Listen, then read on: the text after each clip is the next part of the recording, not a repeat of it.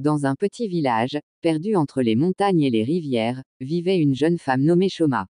Elle menait une vie simple et paisible, loin des distractions modernes et des tentations des grandes villes. Elle passait ses journées à travailler dans les champs, à aider sa famille et à rêver de jours meilleurs. La vie du village était calme, mais Shoma sentait toujours qu'il lui manquait quelque chose. Elle avait l'impression d'être destinée à autre chose, quelque part au-delà de son petit monde rural. Ses pensées la menaient souvent vers un avenir qu'elle ne pouvait encore imaginer.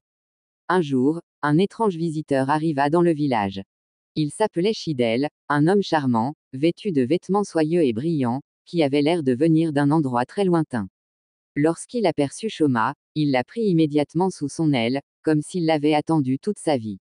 Shidel lui parla d'un monde fascinant, un monde où l'argent, le luxe et la gloire régnaient. Il lui promit qu'elle pourrait tout avoir, tout ce qu'elle avait toujours désiré. Shoma, intriguée par ses promesses, se laissa séduire par ce monde de rêve. Elle abandonna son village, sa famille et ses racines, et suivit Shidel dans un voyage qui la mena vers un luxe qu'elle n'aurait jamais cru possible.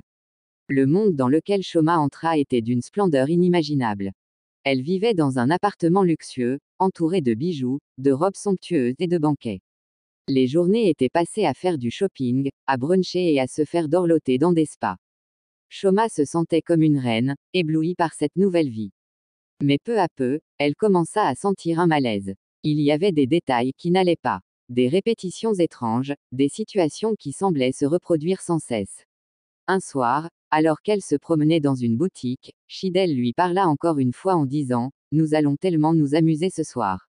Shoma cligna des yeux, se demandant si elle n'avait pas entendu ces mêmes mots plus tôt.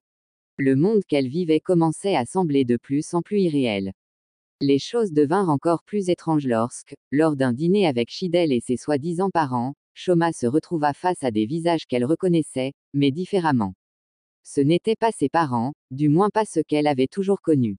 Ils étaient étrangement silencieux, trop parfaits, trop sages. Leur calme déstabilisait Shoma, et l'inquiétude monta dans son cœur. Elle commença à se demander si ce monde n'était pas tout simplement un rêve étrange qu'elle n'arrivait pas à comprendre. Les pensées se bousculaient dans sa tête. Était-elle en train de perdre pied entre ce qui était réel et ce qui ne l'était pas? Le lendemain matin, Shoma se réveilla dans la hutte de son village. Le rêve avait disparu, mais une sensation de malaise persistait. Son repas avec Shidel, sa rencontre avec ses soi-disant parents, tout ça lui revenait en mémoire. Elle se leva et chercha quelque chose de familier, mais il manquait quelque chose d'important. Le miroir qu'elle gardait toujours sous son matelas, un miroir fissuré, était introuvable. En fouillant frénétiquement, elle comprit qu'il avait disparu. C'était la seule chose qu'elle possédait vraiment, un symbole de son identité. Pourquoi sa tante aurait-elle pris ce miroir, et pourquoi cela la perturbait-il autant?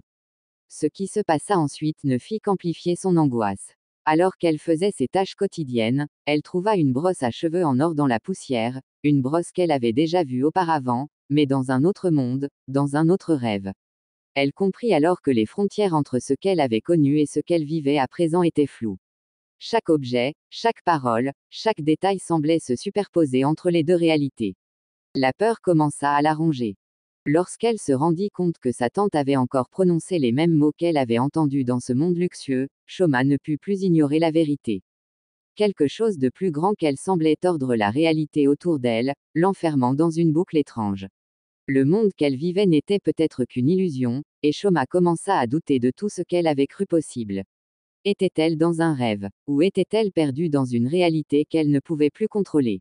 Un soir, alors qu'elle se battait contre l'épuisement, Shoma se laissa finalement tomber dans un sommeil profond, espérant trouver la paix. Mais cette nuit-là, elle ne se réveilla pas dans son village, ni dans son appartement luxueux. Elle se retrouva dans une rue froide, recouverte de béton et de néons clignotants. Les gens passaient sans même la voir, et son cœur s'emplit de panique. Où était-elle? Un regard furtif sur une affiche de personnes disparues la fit trembler. C'était elle, son visage, mais sous un autre nom. Le monde autour d'elle vacillait à nouveau, et Shoma se sentit piégée. Alors qu'elle fuyait l'ombre qui semblait la suivre, Shoma prit conscience de l'ampleur de ce qui se passait. Elle n'était pas seulement perdue dans un rêve, elle était prise dans un tourbillon de réalité qui se tordait autour d'elle. Elle s'enfuyait, mais à chaque pas, la frontière entre son monde et le rêve se rapprochait, l'envahissant de plus en plus. Le sentiment de perdre le contrôle de sa propre existence la paralysait. Les frontières entre nos rêves et notre réalité peuvent parfois être plus floues qu'on ne le croit. Nous pourrions être tellement absorbés par la quête de choses extérieures, richesse, succès, validation, que nous en venons à perdre de vue qui nous sommes vraiment. Il est essentiel de rester ancré dans ce qui nous définit réellement. La vérité se trouve dans la simplicité et l'authenticité de notre être, loin des illusions éphémères. Dans ce monde où les rêves peuvent se transformer en pièges, il est important de se rappeler que parfois, la véritable richesse réside dans ce que nous avons toujours eu, et non dans ce que nous pourrions perdre à force de chercher ailleurs. Merci d'avoir regardé cette vidéo.